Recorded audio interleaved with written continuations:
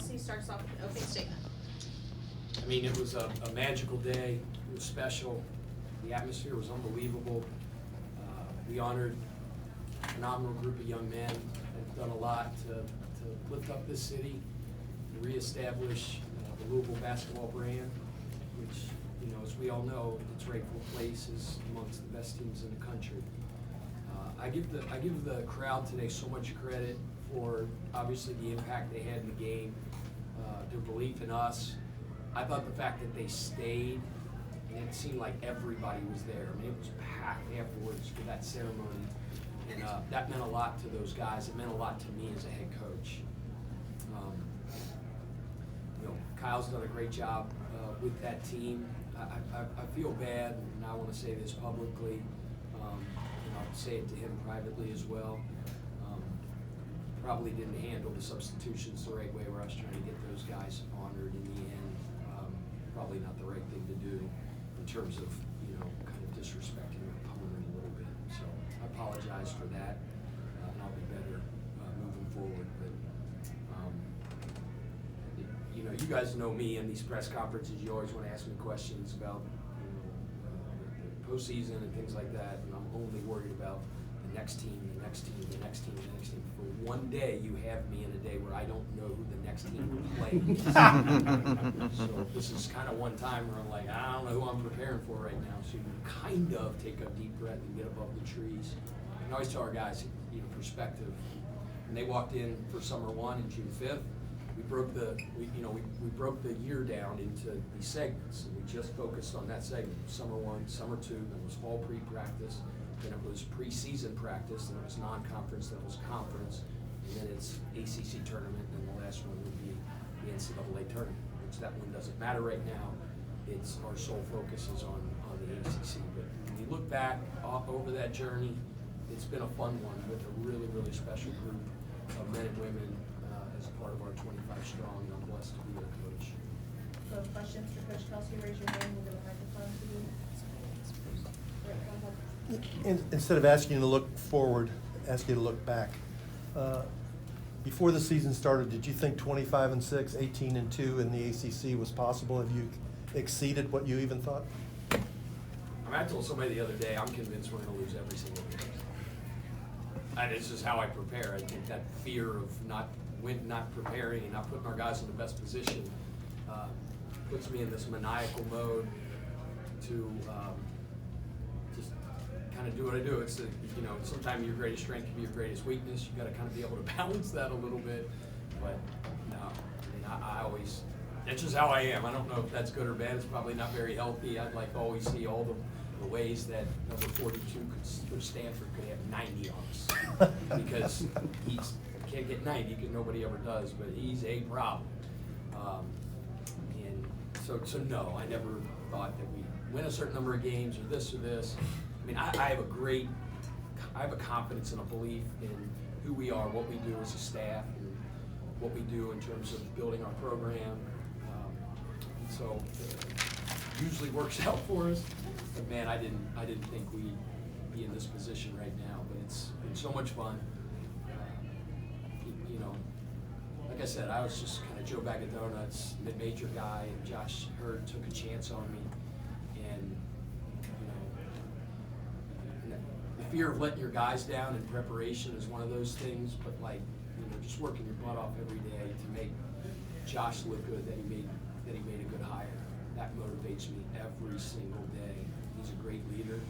He's become a great confidant, a friend of mine, and he's doing an unbelievable job of leading this athletic department. And, you know, so when I sit here today, when I don't know who the next game is, it is a little bit of that sense of like, you know, he could have hired a million other people that probably more qualified than I. He took a chance on me, and we've done right by him. So. Now it's the next thing. Let's go to the ACC tournament and work our butts off to be able to climb up the ladder and cut down nets. There's no guarantee. We just got to win that first game, wherever the heck that is. Coach, you know, I know you said that, you know, you put this team together, you went out there, you recruited guys, but until you get them on the court and you get them out there, you really don't know what you have together as a group. Just talk about this team as kind of the benchmark moving forward for every other team. You only have one first team. So how important is what this team did do for you moving forward? Well, I've had 13 of them now as a head coach. And it's like, Well, at Louisville. At Louisville, yeah. Gosh, you're right. I mean, I've said this before. A bunch of guys are from parts all over the world that didn't know each other from anything, and we asked them to love each other on day one. It's weird. A bunch of 21, 22, 19-year-old guys. I got teenagers. They're too cool a lot. You need to love him, right? It's the uncommon commitment to the guy next to you. In today's day and age, with NIL, money involved, and the aspect of professional sports that we're in, and people ask me, I don't know, is it going to change? It's like, we're not changing. It's about us. It's about winning. It's about your teammate. If you're not about that, don't come here. And give my staff a lot of credit for identifying those type of guys, and that's the type of locker room that we have. They're a joy to coach. Brooks?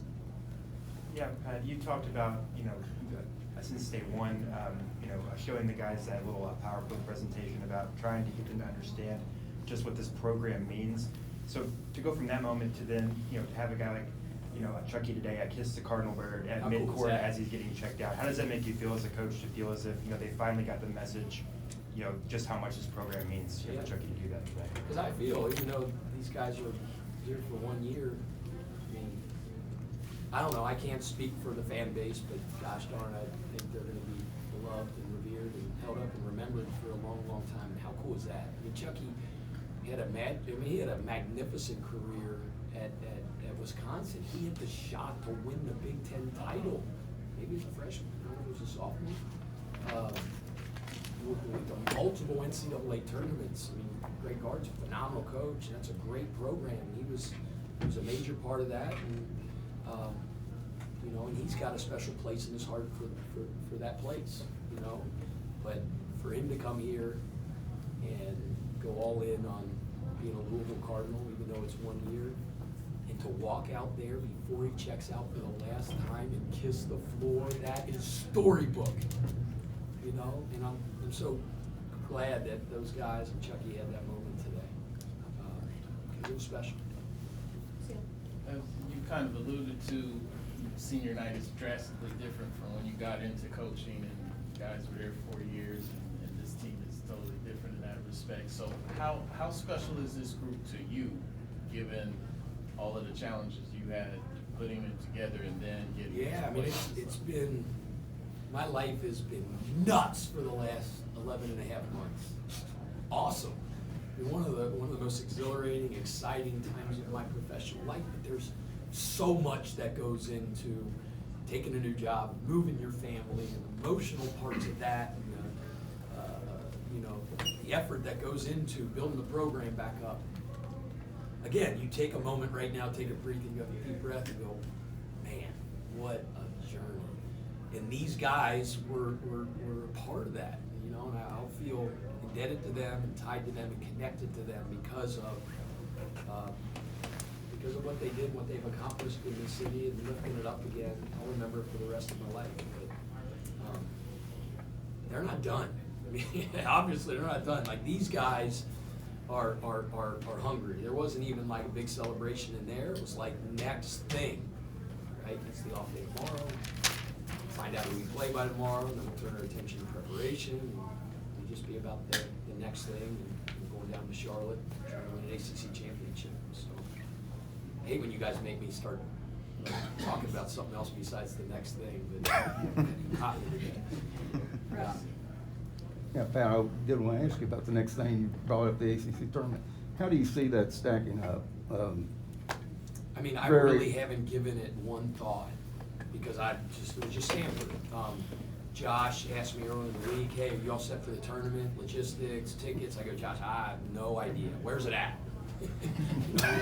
So, I knew it was a joke. You've played all the teams, though, so Yeah, you know what you're but getting into. in terms of like the seeding and stuff, I haven't taken 1 second to go like, okay, here's the 3 or 4 teams we may play based on. I haven't. I have no idea. So, I have great respect for every coach in this conference and for every single team. And I know whatever game we play, You might know the 3 or 4 we might play. I have no clue. It's going to be a really, really tough game because they all are. Earlier, I asked Terrence about experiencing this moment with his son. Yeah. And I'd like to know, what it's like for you to experience that with yours. Yeah, man. Thanks for bringing that up. What a special moment. He walks out with his newborn son, his namesake. You just see him with those big dimples and that big smile on his face when he walked out. He's just such a neat kid. He's going to be an extraordinary dad. And you asked me to be able to share this journey with my children and my son. You know, my girls don't want to be at practice every day. You know what I mean? They don't. My son, he does. And like, it's like a pitcher throwing a no-hitter. I don't want to talk about it because I don't want it to stop because that cat wants to be in the Keeper Center every day. He gets picked up from his school and he comes to the practice facility every day. How cool is that? Stands next to me at the national anthem. How cool is that? The greatest responsibility I have in my life is to be the best father that I can be. And the job my wife does at home, raising those kids and who they're turning out to be is the tip of the cap to her. But man, it's so cool. And again, that's Dr. Schatzel and Josh Hurd. Let's me do that. And I think I'm the best version of myself as a professional, as a coach, because they allow the family and professional life to kind of mix like that. So it's special. But thanks for asking. Yeah, focusing back on this game today, you guys gave up 18 points in the first half. I asked the players about just things that are working for you all on that end of the court, and Terrence said they kind of came down to you guys fixing things. Things that you thought that you could do defensively, but then when the game starts and you realize you can't do that. Could you speak to maybe on what some of those fixes were for you all to be able to really hold them in the first half and build up that lead? We took post trap on and off, right? Because he's a very, very good post player. So sometimes we did, sometimes we didn't. We varied up our ball screen coverage. We were being aggressive and affecting the ball and jumping the ball, and then we kind of went to a curveball a little bit, didn't jump it as much because they used the pick and roll to obviously attack and score, but he's a major threat going gravity toward the rim and gravity away from the rim because he can shoot it so well. You saw some of those threes he rained in today. So he makes you, and Kyle's a really good coach, and he makes you make tough decisions on how you're going to guard that pick and roll because you're susceptible to the pick and pop. And then it allows him to get into the post and get deep post position. So our guys do a great job of adjustments. Sometimes the adjustments come from them. But Brian, as you know, our defense coordinator, does a good job with that. And they're like, I got a bunch of coaches. James Scott took this game personally. Obviously 42 is decorated. He should be. He's a pro, but I always just focus on the next thing. I think I found out that James was kind of doing some Stanford scouting over the last 2 weeks or so because there's no way he could have come in 10 minutes after the game and already knew 5 or 6 things that he wanted to do to defend that kid in the post. So that's just the type of basketball savant that he is. But they're all like that. When we make adjustments, they make them really well. I told you guys a long time ago at a press conference, it amazed me when we went into the first workouts in the summer, and I was like, putting a couple things in. They were like, pop, pop, pop, got it. Holy cow. And I think that's one of the things that makes it a really good group. Yeah, and then one more for me is that Rain, he had a boot on today during the game, took it off for senior day. Just how is he doing? And that moment with him being the only player that you coached for all 4 years. I'm out of this group. What is his status heading into next week's tournament? I don't have an update. Obviously, Katie could answer that better, but he's a tough kid and he's going to get treatment like crazy, and hopefully he'll be ready to go. But I got no update on that. Yeah, I've seen him go from a boy to a man. If you saw some of the pictures, when somebody sent a picture the other day, he's gonna kill me for saying this. We should find it, put it on social media. It was like right when he got to Charleston.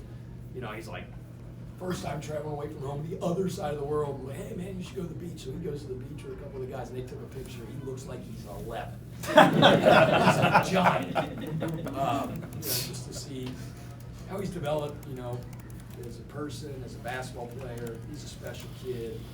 It's awesome to have his family in from Australia for this. Heartbroken for him that he didn't get to be on the court today and experience. I mean, he did, but he wasn't out there, and I know that hurt him a lot. And there's very few guys I've ever coached that's tougher. So you bank on that kid's going to work his butt off over the next however many days. Hopefully be ready to go for the show. All right, thanks, everyone. Thank you.